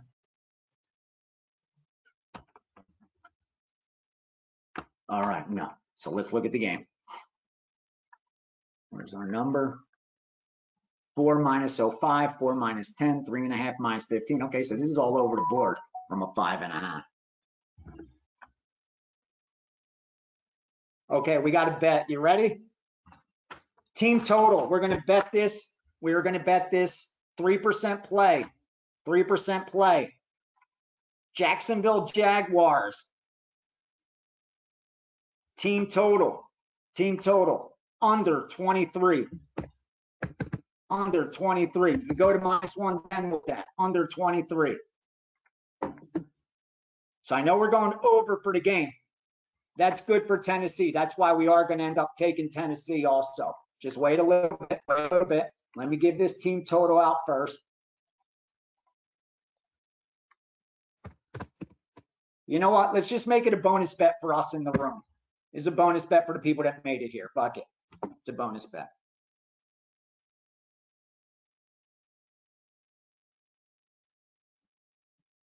Yeah, just for us in the room. It won't be premium since we got over for the game. I don't want to confuse people and have them hitting up. And plus, you guys should get a bonus for being here.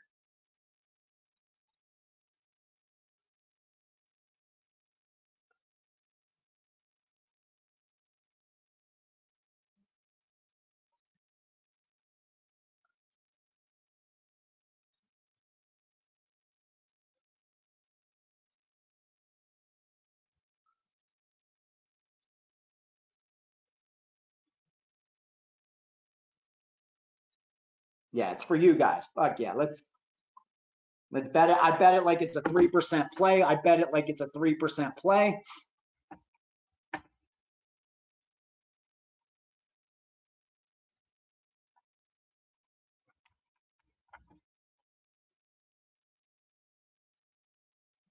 Hell yeah, hell yeah. All right, and we got, like I said, we got the over for 3%, and we got that team total. Let's get back to Detroit, Minnesota. Let's get back to Detroit, Minnesota.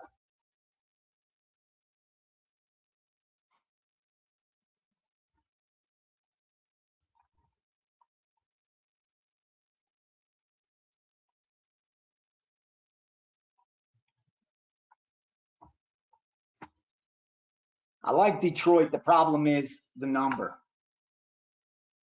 I like the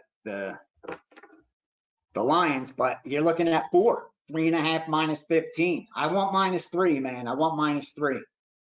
If they're not going to give it to me, I'd lay even minus 115, 120. You know, Detroit did beat them earlier in Minnesota. That's why I do. And how that game went over. And you look at Detroit's, look at Minnesota having scored 3 straight overs. You look at Detroit, we got it last 3. We got a slight extreme with their first game having gone over as well. I like the under. I like the under. I do. What worries me is that the market's moved against me a little bit too much. Even today, it went up from like freaking 46 up to 47.5. So I can't mess with it. Like, I got to show that the respect it deserves. I know there's sharp money on the under. That much I promise you.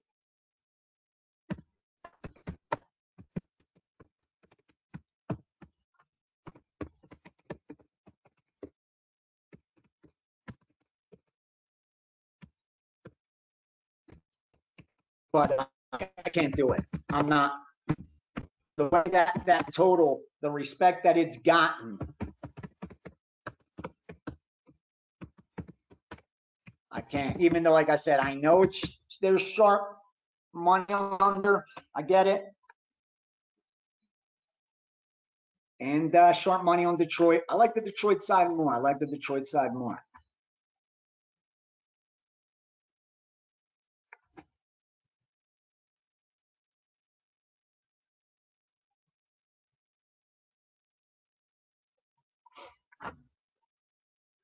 You know what? Let's go ahead and take the 3.5 on Tennessee at minus 115.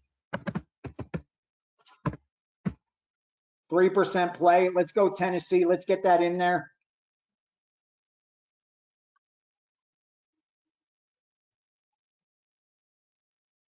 go Tennessee. Yes, let's go Tennessee, 3%.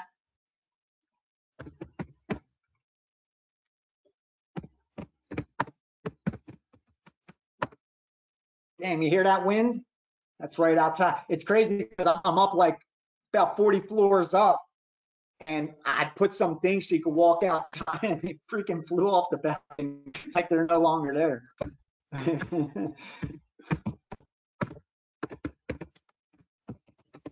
Tried to make it nice. You can't. 40 floors up, unless it's bolted down. And these desert winds, good luck with that shit. That was dumb on my part, right? All right, we got a lot of action, man. I like that we're spread out. We're not chasing no stupid bets. We've passed when there's a discrepancy and disagreements, and I like how we're playing this. We're doing good. We're playing it well. We're playing this well.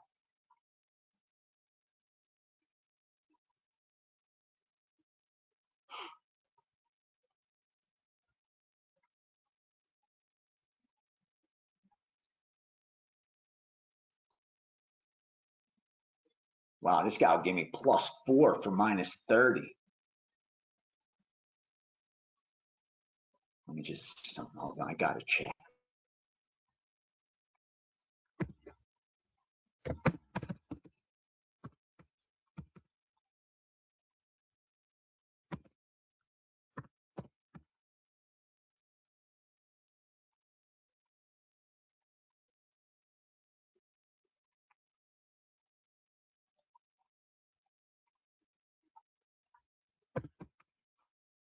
Just gotta see what it's worth. I'm sorry.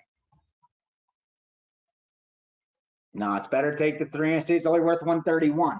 Okay, so it's better off having the 3.5. All right, I like to confirm it. I thought it would be that way, but you never know. So I like that we confirmed it. Okay, so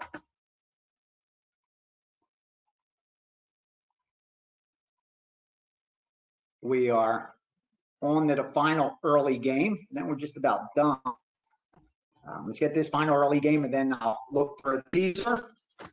Quick, any questions? Then we'll do Denver LV, KC Chargers, and we done.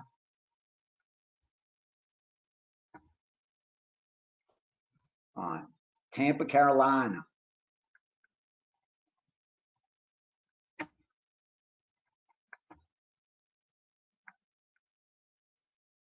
All right.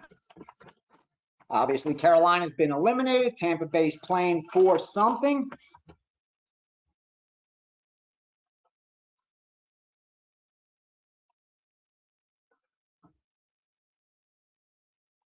I think you guys already know who I like in this game.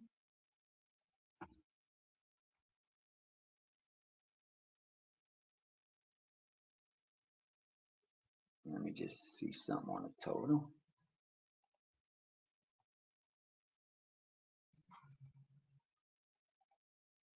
We have Carolina coming off their beautiful shutout last week. You gotta love that, right? Gotta love that.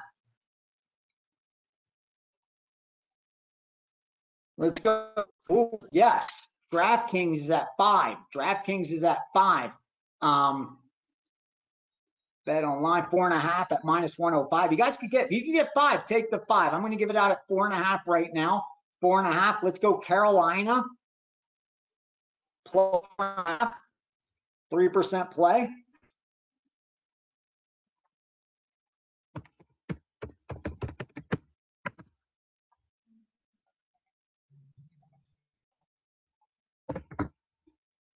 Four and a half's okay. Here's another spot. We're in good positions, man, with our futures. I like that. Meaning if we lose this bet, shit, if Tampa gets to the playoffs, we got equity. We have the Saints with equity. We got Tampa with equity. Who else did we take along? I think Minnesota. I think they're done, right?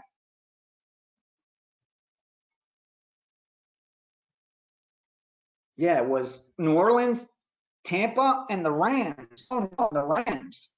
That's the Rams clinched. Wow, so let's get at least one of those in. We got the Rams in. Now we have the Bills pending, Saints pending, Tampa pending. Oh, look at least another team in there, right?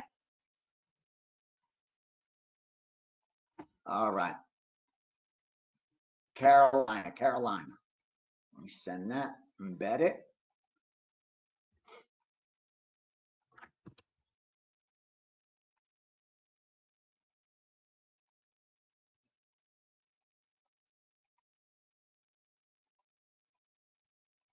And then check teaser real quick, because remember, my thing shuts down. I can't release a premium at 10 minutes prior. Okay, so here's what I'm gonna throw into my teaser. I got the Jets.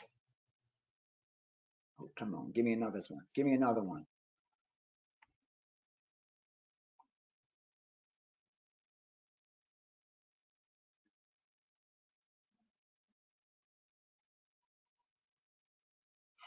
I don't have another side. We don't have another side.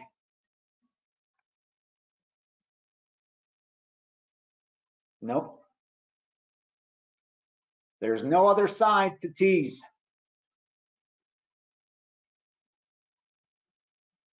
So here's what I'm gonna do. Where you at? Jets, where you at?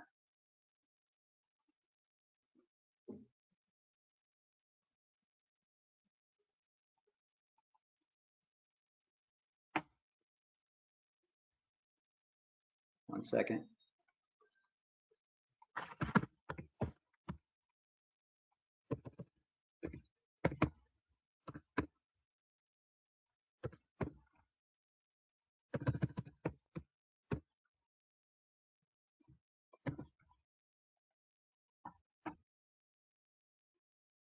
All right, here's what I'm gonna do for myself. I'm gonna take a 1% play. Oh, they're plus 125 now, 129 at Bet Online. Private Heritage, 128. All right, so I'm gonna add a percent, 1% play. 1% play on the Jets. On the Jets.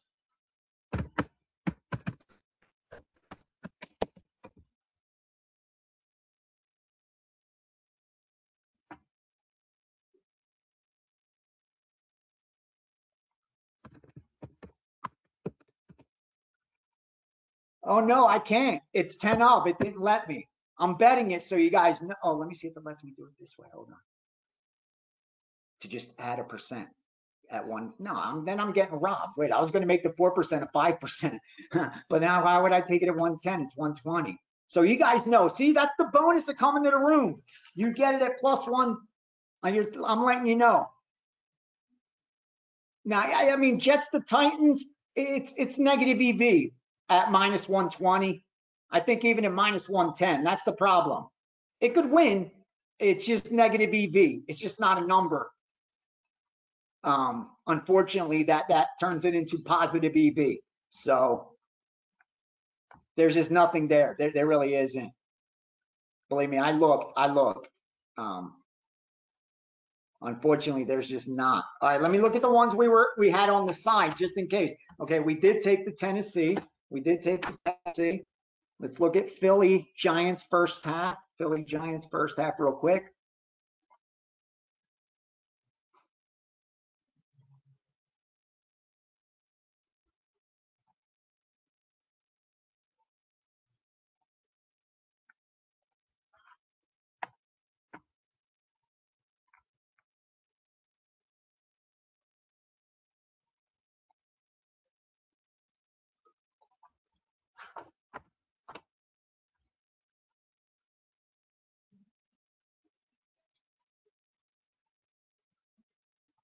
Yeah, I'm going to take it.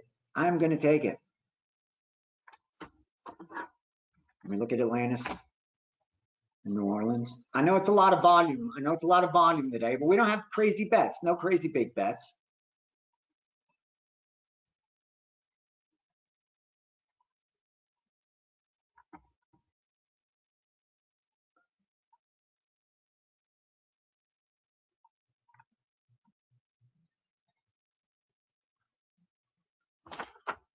Yeah, I like New Orleans over and that first half Philly over. Let's go first half Philly over. First half Philly over. I'm pissed we missed out on the freaking 3% play. Oh, I can't even, can I even do it? Oh, yes, it's a late game. It's a late game. Yes, yes, yes, with the Giants. Okay. Yes, all right. Over 20.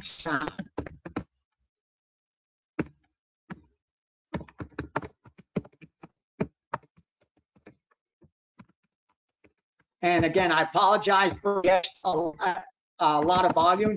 It's because it's that last week of the year.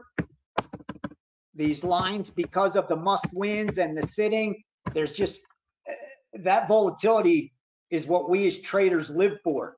And if it gives it to us, I'm going to take it. Again, I hope it doesn't hurt me, but I don't feel like I'm forcing anything or anything like that. I feel if anything, we've been selective and made sure we passed on that stuff that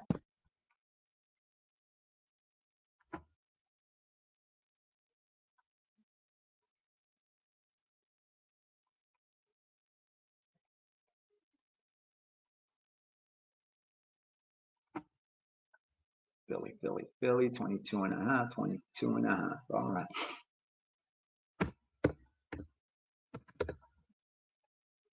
All right. Yeah. Let me look. Yeah, probably not going to. Let me just check one thing.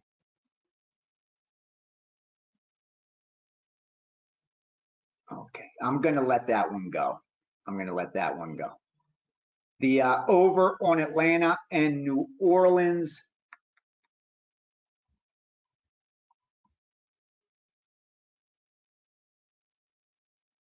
Yeah, I'm going to let it go. I'm going to let it go. I like the over. I do. But I trust my intuition. I trust my. And I said, my goal for 2024 is to make it be the most profitable year ever. Like, make sure I'm focused every single day on that fucking goal. So help me, remind me, guys, remind me. Year of 2024 is our year. It's our year. It's our year. It's going to be a great fucking year. I told Gianni, my goal this year is over 400 plus. I shouldn't even put it out there, but 400 plus units, the goal. 400 plus is the goal. Because then I know we doubled bankroll. If we could do over that, where I cover your overhead, where for your entire year, especially those guys that got the 1,000 off, I can't believe we did that. I'm getting almost nothing from these guys. I love you. We could pay for your year and you've doubled your bank. That's a great year. So I got to get to about 425, probably 420. If I get to over 400, we're there. We're right there. About 425 should be accomplished. That's my goal. That's my goal. And I'll be in here every week to face you every week. All right. Let me see any questions. Then let's get this Denver and go. All right. Michigan kicking ass, someone just said. All right. All right. Thank you. Thank you. I have a series of bets that have added up to me having a large amount on Washington to win versus Michigan. I did this because I got a lot of value at the time. Last week, I hedged some on Michigan after we had them as a 5% play. I have about a 10% hedge currently. I want to hedge at least some 90% bet on Washington to win in order to bet things off. I'm thinking a little pregame. Yeah, no, that's all you can do. The only thing, I've been in that position many times. I wouldn't wait because I actually, you're going to hedge with Michigan, so I would wait to see as low as that Michigan money line could get. Check tomorrow morning and tomorrow afternoon. I wouldn't wait till right before kickoff because guys like me have already taken the Michigan money line if it doesn't equate to what the point spread is. So you can't wait that long. We're not going to leave it there for that long. We're all kind of sitting back waiting. But once one person hits it, the rest are going to be forced to take it too. I don't know when that's going to happen, but I promise it'll happen before that final hour. That's for sure.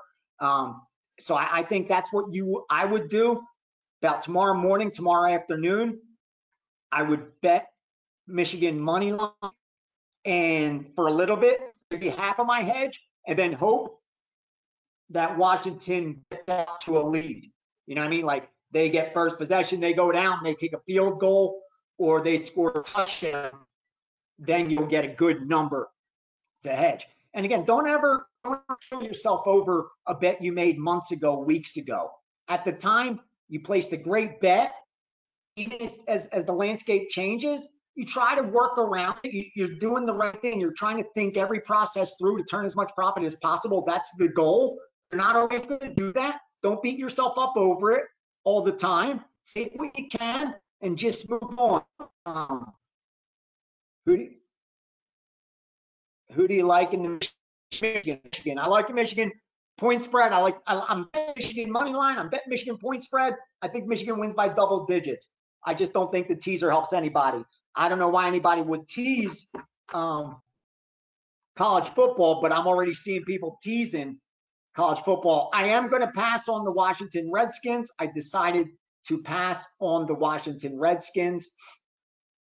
So let's get to this last game, and then last two games, excuse me, and then I could get to college basketball real quickly. All right, Chargers, KC, Chargers, KC. Oh yeah, this is the one. We had some info. All right. KC, LAC. All right, we know KC's locked into the 3 seed, and we know the Chargers have been all but eliminated. Historically, I'd be like, this is a stay away from me. Dude, the metrics reflect it. Like you've seen, Chargers have quit, and even though KC isn't having their most stellar year, they know they got to turn it on when the playoffs get here. And I don't think they want to go in off of a loss. I mean, they've won 2 of their last 3. They could go in having won 3 of 4, beating a division rival right here. The fact that the Chargers are favored would usually make bells go off. They just don't, not in this spot. Because it's the Chiefs don't care. They have nothing to play for, clinched the division, blah, blah, blah, blah, blah, blah, blah. I'm telling you now, what I'm penciling over here is the KC Chiefs. We're not confirmed yet, but so you know for later, don't be surprised if you see a KC +3 bet. And now on the total, I lean over, but I'm not going to mess with it. I get some respect. I just think it's too low. I think that what they did is they got a little out of hand with a couple of these totals last week of the season. And that's why historically at the over, the unders, you're seeing some over money. That's all that's happening here. All right, let me see something real quickly before we go to that final game.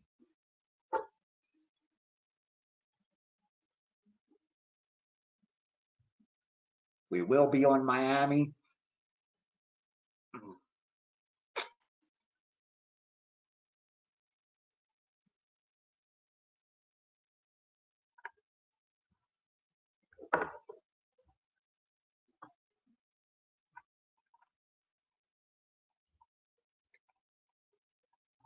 In 1 sec, hold on.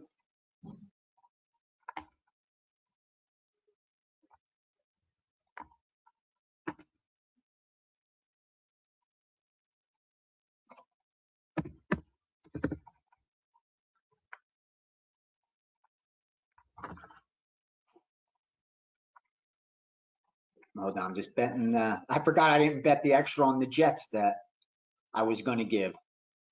I couldn't, obviously, because the shutoff time.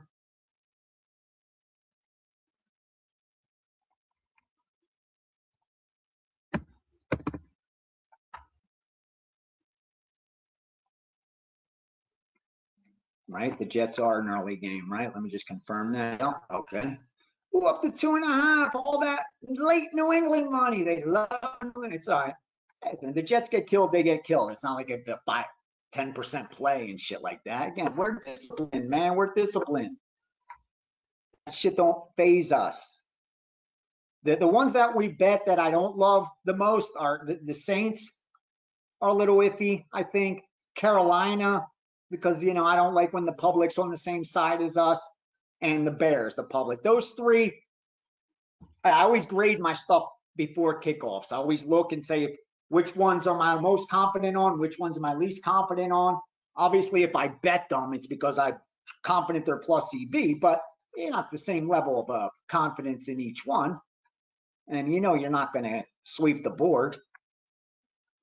All right, so let's go Denver, Vegas. Here's one where I don't like that I got the conflicting information, man. I was all set to bet Denver. I'll tell you that. I was all set to bet Denver. And then I got that call. Have I seen anything on the Raiders? Am I seeing that? Two calls, actually. Am I seeing anything on the Raiders? So obviously, some group went off screen and absolutely annihilated the Raiders. They bet the Raiders a big off screen. And that's why when I look at my sharp shops, they now added juice on the three. They're 3 minus 115s, minus 120s. So I know that happened, and that unfortunately keeps me off of Denver, where I thought this is a good spot for Denver. So you got to remember, the Raiders have won like 7 straight in this series, 7 of the last 9. So, I mean, it's not like, what's it called? Denver, both teams who are eliminated, doesn't have anything to play for. And with Denver, you want to finish above 500 too. They're an 8-18. Like, they're set goal. You know, like you always, I look at those 8-8 teams that want to finish better than 500. This is that day that will be decided. Okay, so there's conflicting info between now and kickoff. I will find out if that's truly the case with Denver.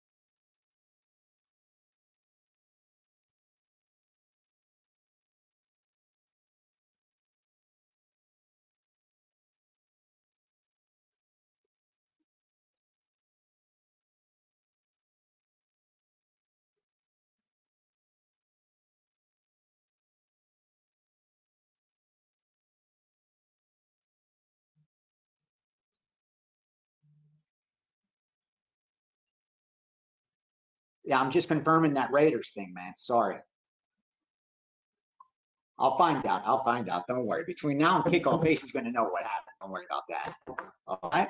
So let me see if there's any questions, and I could. All right, we don't. All right. Listen, guys, I want to thank you so much. Please, please, please, if you're signed up for the, we've gotten off start to a great start. Stay the course. Bet size correctly. Manage risk correctly. Good things will happen. Don't overbet. Don't try to make them happen today, tonight.